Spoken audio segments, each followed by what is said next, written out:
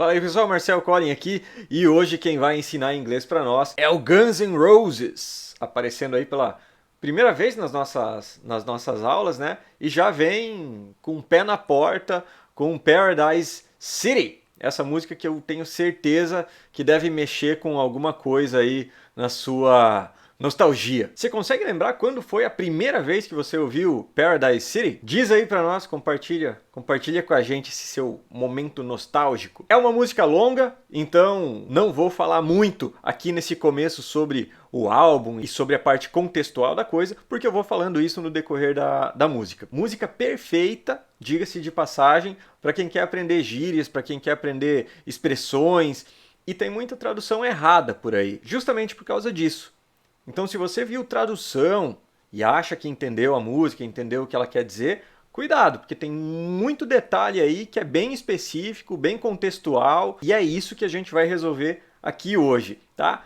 Então tá aqui Paradise City, música lá de 87 desse álbum, Appetite for Destruction, álbum de estreia da banda, e que estreia, né? Porque já vem com Welcome to the Jungle, já vem com Sweet Child O' Mine, já vem com Paradise City, só coisa fraca. Então já vamos resolver o começo, o refrão, que aparece lá dizendo assim, Take me down to the Paradise City. Primeiro, vamos resolver aqui a parte mais chatinha dessa frase, que é esse down que tá aí. Porque eu posso tirar ele da frase e ela vai continuar fazendo sentido. Eu posso dizer take me to the Paradise City. Leve-me para a cidade do paraíso, ou me leve, né, para a cidade do paraíso. O down pode ser removido sem que a frase perca o sentido. E aí a nossa missão aqui é tentar entender por que esse down tá aí. Até tentando aí achar alguma explicação para esse down nessa frase, para ver o que o pessoal fala.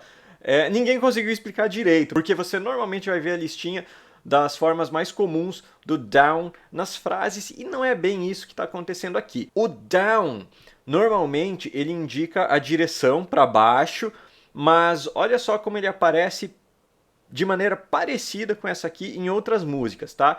Então olha só quanto exemplo legal a gente tem aqui para poder comparar. O Robert Johnson, em Crossroads, ele diz assim, I went down to the crossroads, eu fui para a encruzilhada, I'm going down to Rosedale, eu tô indo para Rosedale. Aí o John Fogerty, do Creedence, ele diz assim em Proud Mary, if you come down to the river, se você vier para o rio. Aí o Bruce Springsteen, em Glory Days, ele diz, I'm going down to the well tonight, eu tô indo pro poço hoje à noite. E o Lynyrd Skynyrd, na The Ballad of Curtis Lowe, diz assim, brought them down to the corner, down to the country store.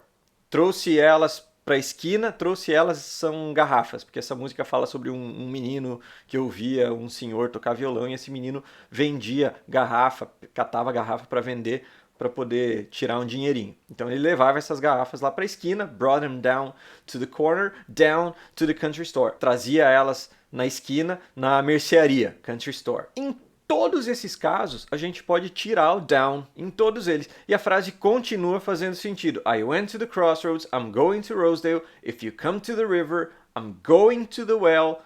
Brought them to the corner, to the country store. Todas elas continuam fazendo sentido, mas então por que tá esse down em todas elas? Nesses casos, funciona assim. Quando você fala de ir para algum lugar e você usa o down, ele serve para destacar que você está se distanciando do seu lugar de referência ou que você está indo para um lugar mais baixo ou mais para o sul. Fica a coisa na sua cabeça.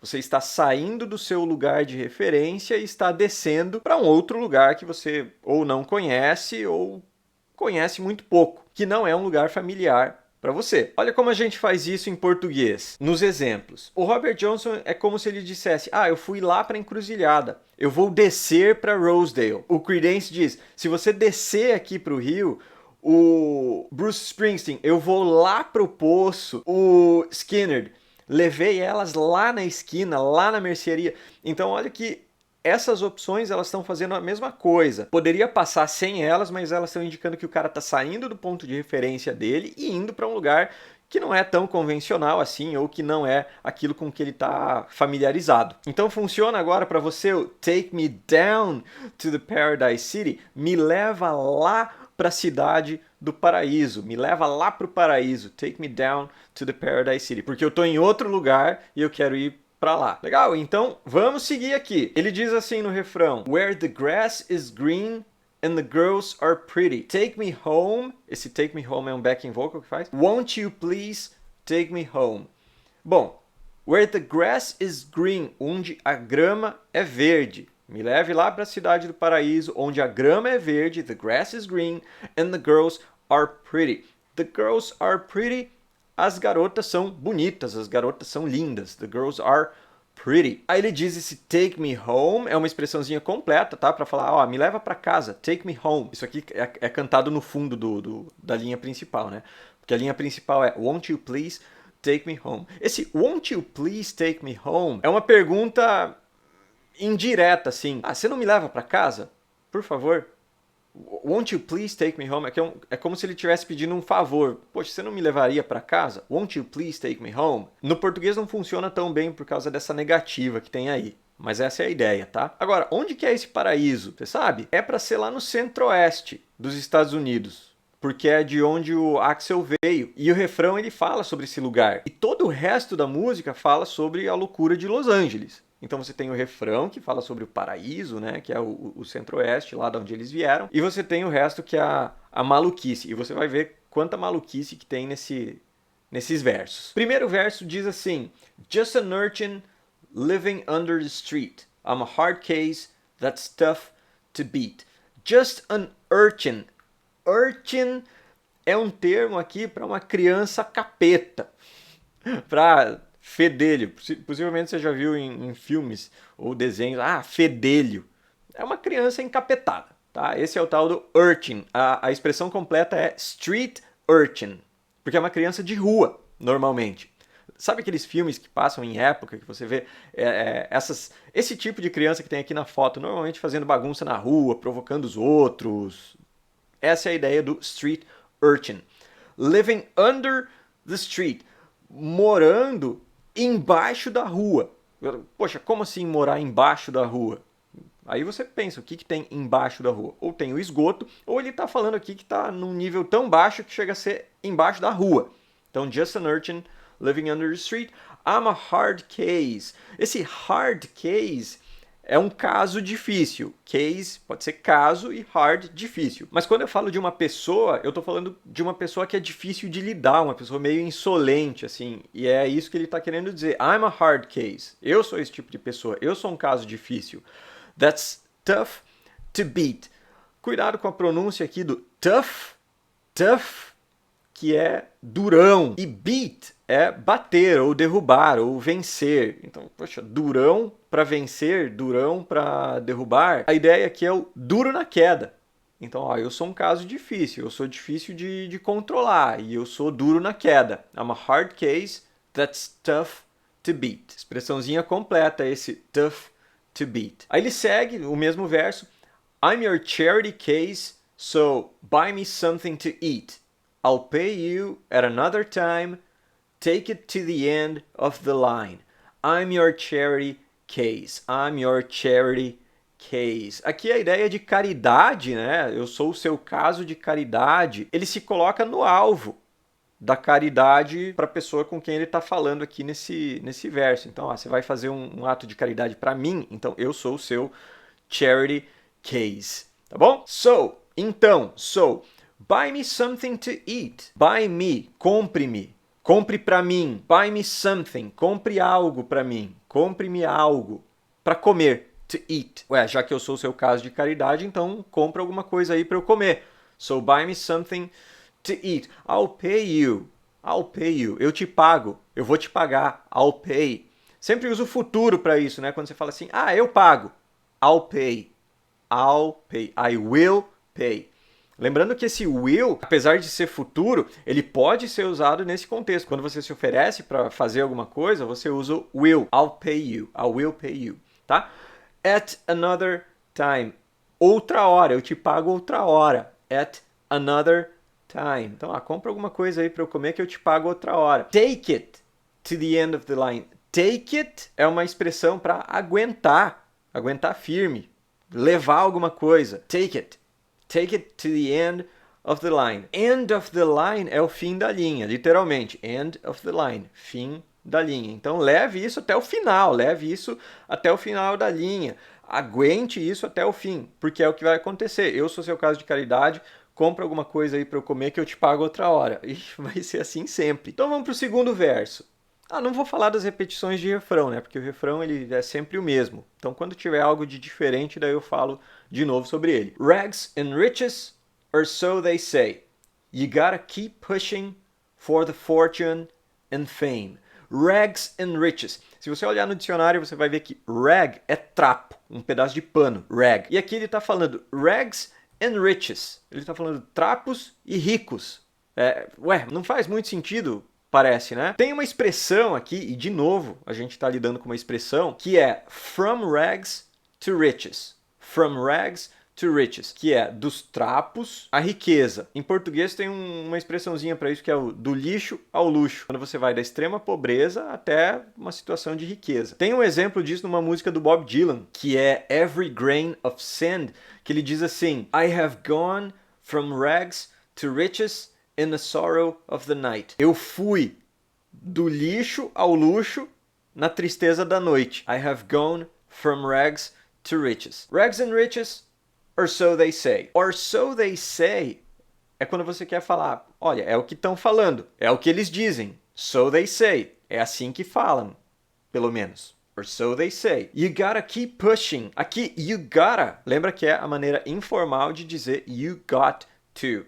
Você tem que. Você tem que o quê? Keep pushing. Continuar forçando, continuar empurrando, continuar tentando. Keep pushing for the fortune and fame. Fortune and fame é uma duplinha de palavras que normalmente andam juntas. Fortune and fame, fortuna e fama. Pode parecer o contrário também, fame and fortune, fama e fortuna. Mas normalmente elas estão juntas. Então você tem que continuar forçando pela fortuna e pela fama.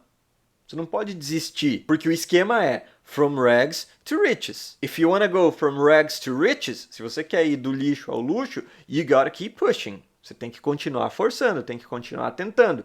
Or so they say. E ele continua o verso falando assim: You know it's all a gamble when it's just a game.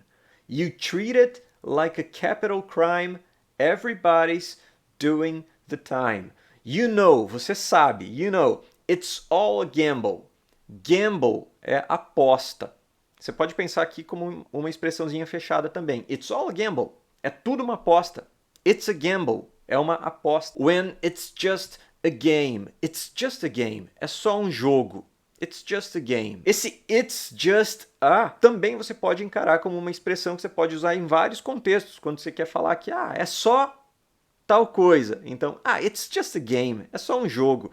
It's just a joke. É só uma piada. It's just a gamble. É só uma aposta. It's just a alguma coisa. Tá? It's just a game nesse caso. You treat it like. Treat it like é tratar como se fosse. Porque o like quer dizer como. Mas o like não é gostar? Sim, também. Mas ele também é como. Treat it like, você trata como se fosse a capital crime. Capital crime é um crime muito grave, é um crime que nos Estados Unidos leva a pena de morte. E você trata como se fosse isso. Peraí, mas trata o que como se fosse isso? Trata essa situação, dessa aposta, esse jogo. O que é uma aposta? Essa vida de você tentar ir da pobreza à riqueza, tentando forçar a fama e fortuna nessa cidade doida aí que é Los Angeles. E as pessoas normalmente fazem isso. E quem está olhando de fora trata como se fosse um crime fazer isso. Everybody's doing the time. Doing the time é cumprir pena, cumprir cadeia. E everybody's doing the time quer dizer todo mundo, everybody está cumprindo pena. Esse everybody é singular. Então sempre trata como singular. Porque já que é um crime, né, já que é visto como um crime você tentar forçar aí fama e fortuna, então tá todo mundo cumprindo pena, todo mundo é criminoso. Faz sentido? Seguimos para o terceiro verso então. Strapped in the chair of the city's gas chamber, why I'm here, I can't quite remember. The Surgeon General says it's hazardous to breathe. Strapped in the chair. Strapped in the chair. Strapped é preso, amarrado. Strapped in the chair. Preso na cadeira, amarrado na cadeira. Of the city's gas chamber. Gas chamber é câmara de gás. Gas chamber. Chamber é câmara. Tô amarrado na cadeira da câmara de gás da cidade. Meio esquisita essa frase, mas já vamos entender. Why I'm here? Why I'm here é porque eu tô aqui. I can't quite remember. Aqui tem outro ponto muito bom para nós. Esse quite pode ser tirado. Você pode tirar ele da frase que continua fazendo sentido. I can't remember. Eu não consigo lembrar. Não posso lembrar. E esse quite tá aqui para mudar a frase e deixar ela assim. Eu não consigo lembrar direito. Eu não consigo lembrar bem. Qual é a diferença entre eu não consigo lembrar e eu não consigo lembrar direito? Em uma delas você simplesmente não tem essa memória. Na outra você tem a memória, mas ela é muito vaga. E é isso que esse quite faz aqui. Se você falar I can't remember, quer dizer eu não consigo lembrar. Agora, I can't quite remember é que eu não consigo lembrar direito. Por isso que o quite é bem útil muitas vezes. Principalmente junto com o remember. Quite remember é bem comum acontecer. The Surgeon General says it's hazardous to breathe. The Surgeon General. Cuidado aqui, tá? Porque você vai ver na tradução por aí que é cirurgião geral. Surgeon é cirurgião e general é geral, mas não é aquele que a gente conhece por aqui como cirurgião geral, que está lá no hospital, na clínica, no plantão. Surgeon General, nos Estados Unidos, existe como um cargo no governo, que é o cargo Surgeon General mesmo. Esse é o nome, tá? Por isso que eu vou tratar como Surgeon General, porque não tem isso aqui no Brasil. Pensa que tem o ministro da Saúde, e existe um cara que é o braço direito do ministro da Saúde. É o Surgeon General. Se você assiste Game of Thrones, é como se fosse a mão do rei. Só que aqui ele é a mão do ministro da Saúde, Surgeon General, é um cargo, beleza? Então o Surgeon General ele diz, it's hazardous to breathe. Hazardous é algo arriscado, algo perigoso, algo que pode te prejudicar. It's hazardous to breathe. Então é perigoso respirar. Breathe é respirar. Mas o que tem a ver o Surgeon General nessa frase aqui? Poxa, o cara tá amarrado na cadeira, na câmara de gás da cidade, não consigo lembrar direito por que eu tô aqui, e o Surgeon General fala que é perigoso respirar. Vamos lembrar o seguinte, contexto, tá? Música de 1987, governo na época era o governo Reagan, logo depois veio o Bush, pai, e o Reagan, ele estava numa cruzada contra as drogas nos Estados Unidos. Então esse é perigoso respirar tem a ver com isso, tem a ver com droga. Assim como o gas chamber, porque gas pode ser uma gíria para maconha. Então aí o verso todo ele acaba fazendo um outro sentido. Tô amarrado aqui na cadeira, in the city's gas chamber, por que eu tô aqui? Não consigo lembrar direito. E aí tem lá o Surgeon General que fala que é perigoso respirar isso aí. Ele segue. I'd have another cigarette, but I can't see. Tell me who you're gonna believe. I'd have.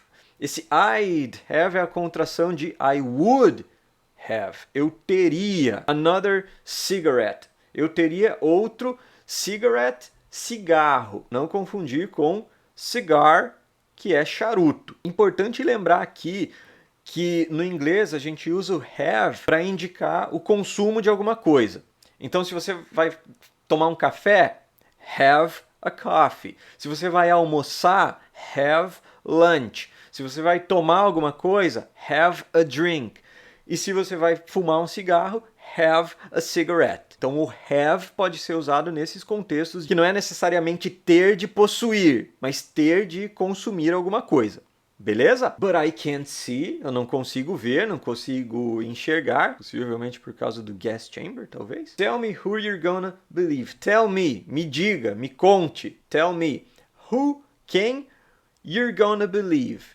Em quem você vai acreditar? Esse you're gonna é o jeito informal de dizer you are going to. You are going to. You're gonna. Então, diga aí em quem você vai acreditar. Aí depois disso entra um solo e lá pelo solo ele fala isso aqui. So far away, que é tão longe, tão distante. Pode ser o Paradise City, né? Ah, poxa, tá tão longe, tá tão distante. Aí ele vem pro próximo verso que começa a ficar um pouquinho mais confuso. Captain America's being torn apart. Now he's a court jester with a broken heart. Captain America é o Capitão América mesmo, tá? Ele tá falando do Capitão América aqui.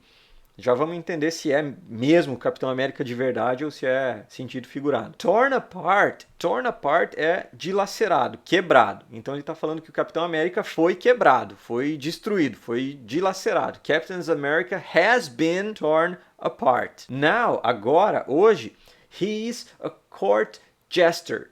Court jester. Court é corte. E jester é um bobo da corte. Court jester. With a broken heart. Broken heart é coração partido. Já que não dá pra falar coração quebrado, broken é quebrado. Então broken heart, coração partido.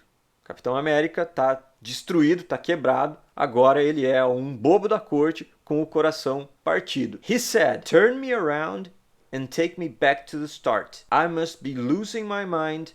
Are you blind? I've seen it all a million times. Ele disse, he said, turn me around.